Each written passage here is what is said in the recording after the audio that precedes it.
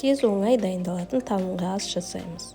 Салмасына колбаса, помидор, қияр және сыр қолданамыз. Қамырына бізде қаймақ, 2 жұмыртқа, ұн, майонез.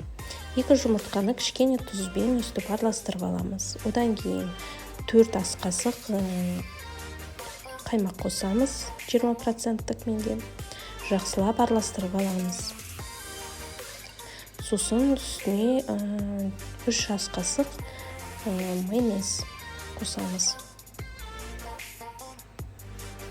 Одан 9 ас қасық ұн қосып,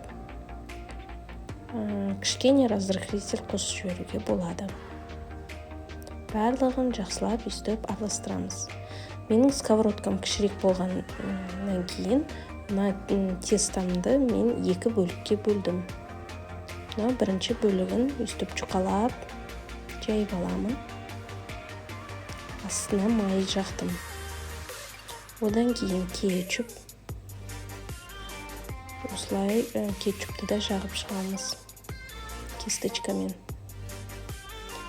Одан өздеріңіз білетіндей, пиццаға ең бірінші ауырдан бастайды колбасаны, одан кейін қиярды, тұзды, одан кейін помидорымды, ең үстіне сырымды үстіп қойып шықтым.